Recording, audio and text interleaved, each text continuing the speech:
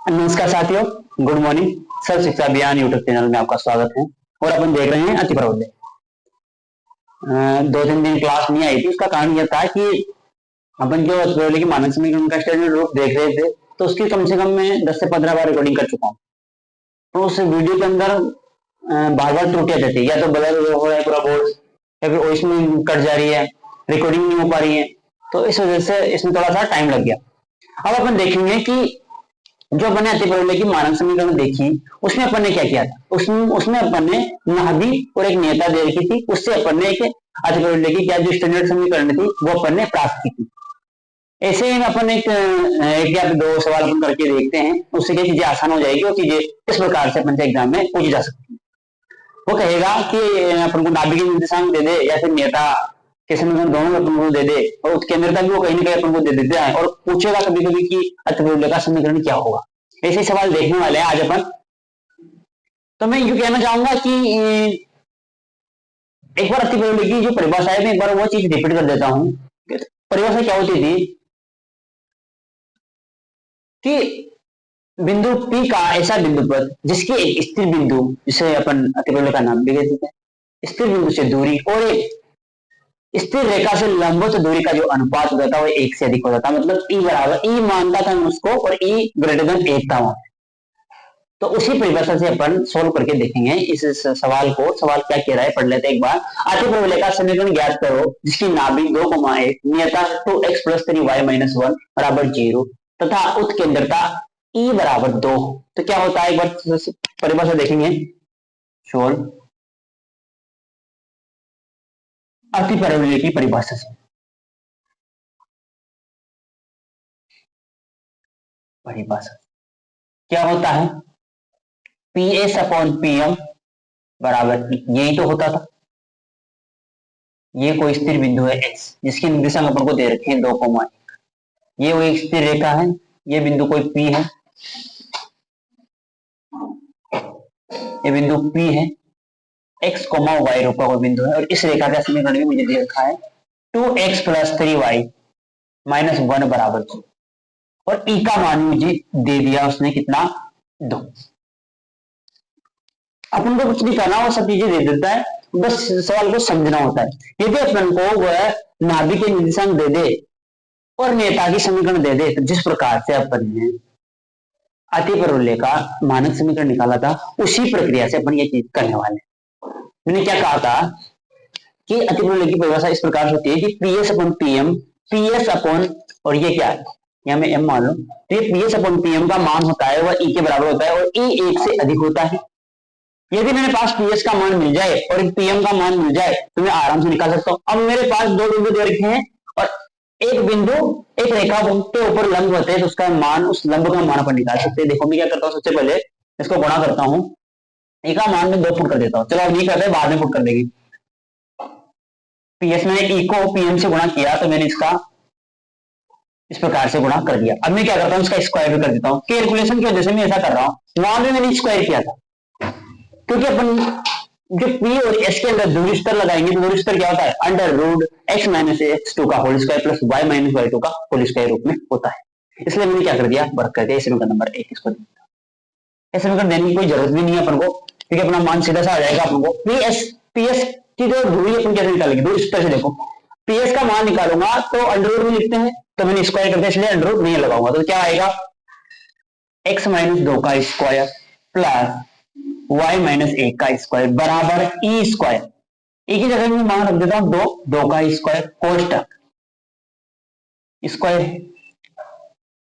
किसी बिंदु से किसी रेखा पर लंब डाला जाता है, तो उस लंब की लंबाई होती है, क्या करते हैं, इस रेखा के अंदर इस बिंदु को पुट कर देते हैं, और x के गुणांक और y के गुणांक का होता है, उसको स्क्वायर करके √ के अंदर पैक कर देते हैं। क्या करते हैं, देखिए इस बिंदु को इस रेखा में पुट कराएंगे तो 2x + 3y, ये मैं x1 और y1 लेता तो यहाँ x1 और y1 आ जाता, लेकिन मुझे सीधा मान निकालना है, तो मैंने इसलिए उस चीज को पुट नहीं किया, मतलब सेम चीज ही मैंने उठा ली वहां से। तो ये -1 बटा x का गुणांक मतलब 2 का स्क्वायर, y का गुणांक 3 का स्क्वायर, ये कर दिया। तो अपने पास जो ये समीकरण प्राप्त हो रही है, x - 2 का whole square plus y minus 1 का होल स्क्वायर बराबर, ये 2 का ये तो हो गया 4, और यहां से क्या प्राप्त होगा 2x प्लस 3y माइनस 1 बटे, यहां से कितना प्राप्त हो जाएगा अपन को, अंडर रूट है तो मैं स्क्वायर कर दूंगा, उसका हटा दूंगा, तो क्या प्राप्त होगा 4, 4 और 9, 4 और 9 कितने 13, 2 का स्क्वायर 4 हुआ, 3 का स्क्वायर 9 हुआ, 9 और 4 कितने हो गए मेरे पास 13 हो गया। तो जो मेरे पास ये समीकरण मिल रही है, जो समीकरण ये मुझे प्राप्त हुई है, ये जो समीकरण मुझे प्राप्त हुई है, ये समीकरण मेरे पास अति परवलय की समीकरण, जो ये समीकरण मुझे प्राप्त हुई है, ये मेरे पास किसकी समीकरण है, ये समीकरण ही मेरी क्या है, किसकी समीकरण है, अति परवलय की समीकरण। आप चाहो 13 को इधर गुणा कर दो और 4 को इसके साथ गुणा कर दो, तो जो ये इस प्रकार से अपन उस मान को निकाल सकते हैं। आप चाहो तो इसको वर्ग को खोल दो, लेकिन जो भी चीज अपन को स्टैंडर्ड समीकरण प्राप्त हुई है, ये अति परवलय की समीकरण है।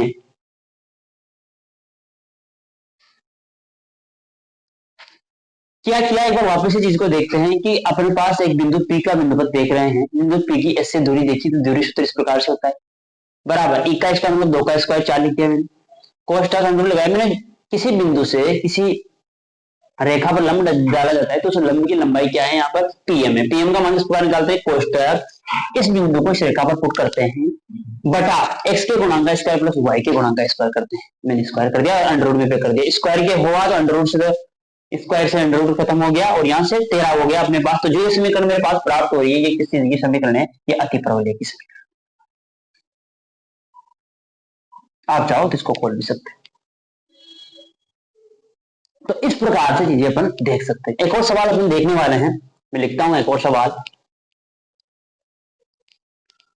नाभि, ठीक है, अति परवलय का समीकरण वापस से अति परवलय का समीकरण अपन निकाल रहे हैं, अति परवलय का समीकरण निकालना है। नाभि का मान यदि वो 0 0 कह दे, नेता का मान x cos alpha plus y sin alpha बराबर p हो, वह e का मान 5/4 दे दे, तब क्या होगी, तब कंडीशन देखो, वापस से वही चीज लगाएंगे, नेता का समीकरण है, बिंदु है, दो स्तर लगाएंगे, सीधा निकालेंगे। देखो ये नाभि 0,0, ये वो बिंदु P का बिंदु पर जो x और y मान लेता हूं, क्योंकि मुझे x और y दूसरी जगह नहीं दिख रहा तो मैं x और y मान लेता हूं सामान्यतः।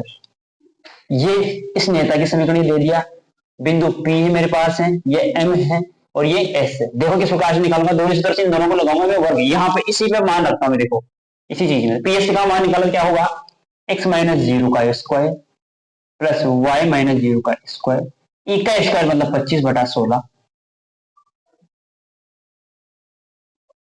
25/16,